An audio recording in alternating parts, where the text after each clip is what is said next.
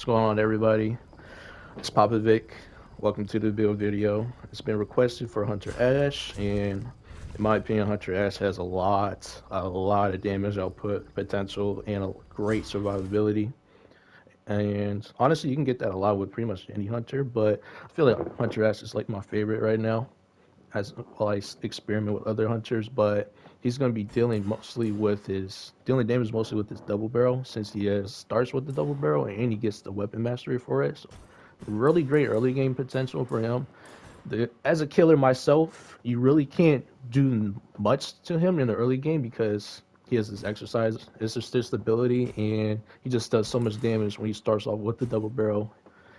And so the build goes like this: you don't really need that much range since you're going to be really using close quarters weapons anyways, like shotguns, blunderbusses, whatnot. Obviously, get this maxed out, 25% more range weapon damage. Don't really need disbursement damage that much. Maybe this will become more potent as maybe if they buff bosses' health bars in like a next patch or a future patch, maybe this will become more important to stun the bosses and whatnot in the early game. But right now, you really can just burst down the boss anyway. Also, this is pretty easy to control the spread. You really don't need to really worry about how many bullets are not going to be hitting your target because you're going to be up close anyway. So, pretty much all your bullets are going to land. You really just want this, the Wig Splitter headshot damage for the extra 25%. This Fear No Evil is just an extra point I had left over just to help reduce fear, obviously. Now, in my opinion, I feel like you do want to max out your stamina because you'll be able to get all the great damaging skills without even having to like spend that much points, honestly, the way his skill tree's set up. So with him, you really be want a range damage build with him. He gets 5 range upgrades when you're playing him. And like when you just like go into stuff like melee, it's not really worth it. So I maxed out stamina. I maxed out his stamina cost for dodging. And now here's the bread and butter right here. Deadly up close increases your weapon damage where you're within a certain distance by 25%, and last chance. Last chance and deadly up close. All these numbers are multiplicative and they stack on top of each other, including the headshot damage and the ranged weapon damage, on top of like the extra damage you're getting when you're actually playing the game and upgrading range. All that stuff stacks up and you're doing a buttload of damage. Honestly, it's a shit ton. So deadly up close, max that out, and last chance, max that out, and deadly up close because one, you're starting with the double barrel, and double barrels up close. Last chance, obviously, double barrel has 2 slugs, right? So last bullet of your gun, you're getting that 50% uptime. Now it does this like with this game, it's very weapon centric where you really have to focus on trying to get the right weapons for the right characters that's in your squad, right?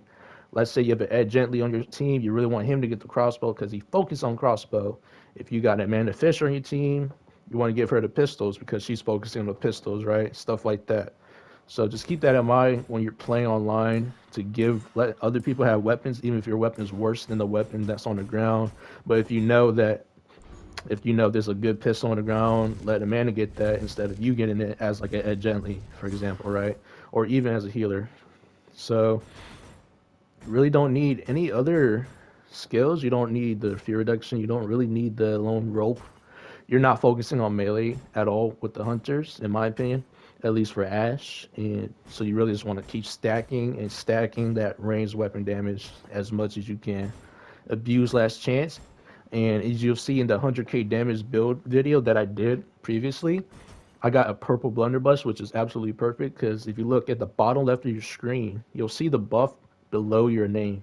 You'll see last chance buff active all the time since blunderbuss only has 1 bullet in the clip, so I'm literally getting 30% extra damage every single shot, and it's really great. Really don't need the defensive skills because the way you survive as here is by spamming dodge.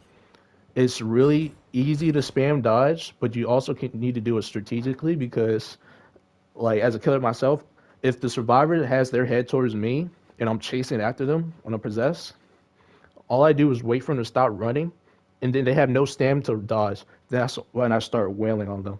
So either with Ash, you need to backtrack, start walking backwards, dodge only when they're about to hit you, and you need to shoot them in the head. It's that simple. So this build has a lot of potential, as with any other hunter, honestly. But remember, just focus on getting a good weapon. If you know the team focuses, like if you get a good pistol on the ground, let the Amanda get that. If you see a meat hammer, let the what's her name, Kelly? Yeah, Kelly. Let the Kelly get the meat hammer because she gets better bust from it, stuff like that. Just always try to play as a team if you're in solo queue, or even with your friends. Just play as a team and don't pick up the fucking double barrel if you're Ed Gently or something like that. But yeah, other than that, Ash has great survivability, shit ton of damage, and you will never be hurting for anything. Quite possibly one of the best survivors in the game. Thank you for watching. Like, subscribe, share. Write down in the comments what you think of how I can improve these videos or this build itself, and let me know what your thoughts are. Thank you.